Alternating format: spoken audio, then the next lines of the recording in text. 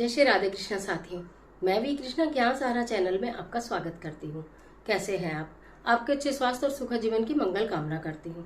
आपके अपने इष्ट देवों को कोटि कोटि नमन करते हुए, बड़ों को प्रणाम करते हुए वीडियो प्रारंभ करते हैं। साथियों, आज बात कर लेते हैं कि आपके ग्रह अब आपके काम बनाएंगे, आपके ग्रह आपके अनुकूल हो जाएंगे। जो आपके जीवन में प्रतिकूल प्रभाव पड़ रहा है, यानी कि जो जिसे आप ये कहते हैं कि मेरा भाग्य साथ नहीं दे रहा है, वो कार्य आपके बनने लगेंगे, क्योंकि भाग्य आपका साथ देगा। भाग्य आपका साथ कैसे देगा? क्योंकि ग्रह आपके अनुकूल हो जाएंगे। ग्रह आपके अनुकूल कैसे हो जाएंगे, आज की वीडियो में यही जानकारी लेकर मैं आपके बीच में। चलिए झटपट वीडियो प्रारंभ कर लेते हैं, लेकिन उससे पहले चैनल पर नए आए हैं तो चैनल को सब्सक्राइब जरूर करिएगा और बेल आइकन का बटन भी प्रेस करिएगा, जिससे आने वाली वीडियोस का नोटिफिकेशन आपको मिले सबसे पहले। मैं आज बात कर रही हूँ जब आपको ऐसा लगता है ना कि हम 99 पर आकर नीचे हो गए, यानी कि जब लगता है कि हाथों में से रेत की तरह चीजें फिसलती चली जा रही हैं, ये काम तो मेरा बस बन ही गया, और एकदम से नेगेटिव रिप्लाई आ जाता है।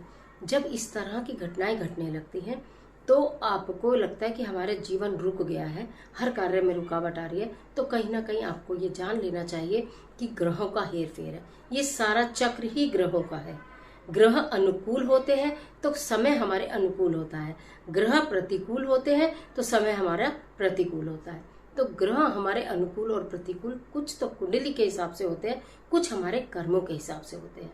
तो हम अपने ग्रहों को इतना अनुकूल करें, अपनी छोटी छोटी आदतों में परिवर्तन लाकर, कि ग्रह हमारे अनुकूल होकर हमारे फेवर में काम करने लगे, और हमारे अगेंस्ट कोई ग्रह ना हो, हमारे अपोजिशन में कोई ग्रह ना हो, हमारे अनुकूल हो जाए। और जब अनुकूल हो जाते हैं तो भाग्य साथ देने लगता है और कार्य करने लगते हैं। करना क्या चाहिए?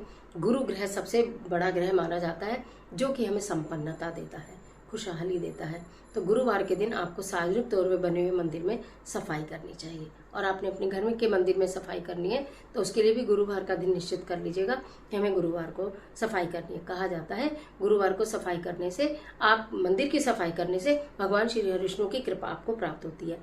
इसके साथ साथ गुरुवार के दिन ही हल्दी से अपने घर के मुख्य द्वार के दोनों ओर एक एक स्वास्तिक बनाइए।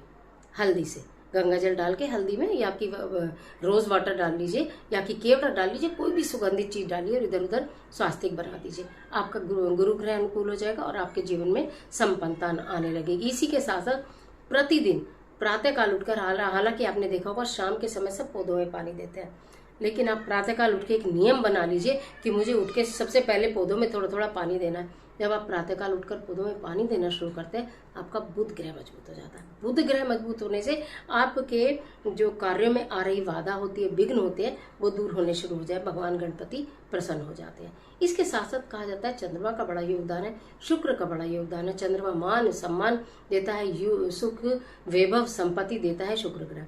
तो हमें क्या करना चाहिए? यदि आप अपनी झूठी थाली को छोड़ते हैं तो आप वो आदत छोड़ दीजिए। अपने खाने के बर्तन स्वयं उठाना प्रारंभ कीजिए। जब आप अपने खाने के बर्तन दूसरे से उठवाते हैं, चाहे घर का कोई भी प्राणी क्यों ना हो, तो आप ये सोचिए आधा पुण्य तो आपका वैसे ही चला जाता है और आपका चंद्रमा भी खराब होता है। अपनी थाली अगर धो के ना भी रख सकें तो उसके यथास्थान पर आप जरूर रख कर आइए। झूठे बर्तन आप छोड़िए नहीं। इसी के साथ साथ रसोई को साफ सुथरा रखिए। जहाँ रसोई साफ सुथरी रहती है, देखिए तो आप जानती हैं अच्छी तरह कि रसोई में माता अन्नपूर्णा का वास होता है, माता लक्ष्मी का वास होता है। माता लक्ष्मी प्रसन्न होती है जब जो घर की लक्ष्मी भोजन तैयार करती है, उसे प्रसाद स्वरूप तैयार करती है, खुशी मन से याद तैयार करती है, और अपनी रसोई को साथ के साथ बिल्कुल साफ सुंदर स्वच्छ कर देती है। जब साफ सुंदर स्वच्छ कर देते हैं तो फिर मां अन्नपूर्णा प्रसन्न होती है और आपके घर में सुख और वैभव आता है। इसके साथ साथ कहा जाता है कि जब हमारा शनि राहु केतु हमारे प्रतिकूल हो जाते हैं तो हमारे कार्य में रुकावटें आती हैं, हमारा जीवन उथल पुथल हो जाता है, अस्त व्यस्त हो जाता है। जो लोग पैर घसीट के चलते हैं, या फटे हुए टूटे हुए जूते चप्पल पहनते हैं, या उनको बहुत ज्यादा घर के अंदर इकट्ठा करके रखते हैं, यानी कि जो जूते चप्पल टूट गए हैं, आपके काम नहीं आ रहे, फिर भी आप उन्हें स्टोर करके रखते हैं, तो आप अपने राहु को खराब करते हैं। तो घर से फटा पुराना सामान, टूटा फूटा जूता चप्पल बर्तन इत्यादि को घर से बाहर कर दीजिए। वो जहां जहां भी रहेंगे आपके घर में वास्तु दोष उत्पन्न करेंगे, राहु दोष उत्पन्न करेंगे। इसी के साथ साथ घर जब अस्त व्यस्त होता है, चारों तरफ से फैला पड़ा रहता है, कुछ भी सामान बिखरा रहता है, आपका सोने का बिस्तर बिखरा रहता है, घर में यथा कथा सामान बिखरा रहता है, तो आपका शनि जो है वो प्रभावित होता है। जब शनि प्रभावित होता है तो आप समझ ही लीजिए कि आपका क्या होगा। शनि का तो काम ही है राजा से रंक और रंक से राजा बना देना।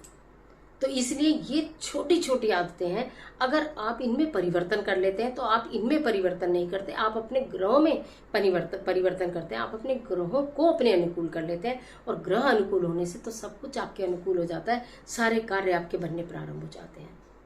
तो इस प्रकार ये छोटी छोटी चीजें हैं, इनका आप समझदारी से अगर काम को करते हैं, या अपने पूरे परिवार के लिए है, केवल महिलाओं के लिए नहीं है, पुरुषों के लिए, बच्चों के लिए, सबके लिए ये वीडियो बहुत इंपॉर्टेंट है। इन चीजों में छोटी, जिसमें देखिए आपका कुछ पैसा लगने वाला नहीं, कोई लागत लगने वाली नहीं, कोई समय लगने वाला नहीं, लेकिन इन छोटी छोटी चीजों से आपके बड़े बड़े काम बनने वाले हैं, इसमें भी कोई संदेह नहीं। कर देखिएगा। आज के लिए इतना ही, इजाजत दीजिए। आशा करती हूँ वीडियो आपके लिए बहुत उपयोगी साबित होगी।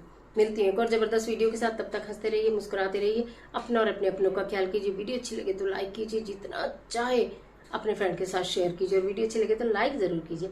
कमेंट बॉक्स में अपने इष्ट देव का स्मरण करना बिल्कुल मत भूलिए। ईश्वर आपकी मदद करे।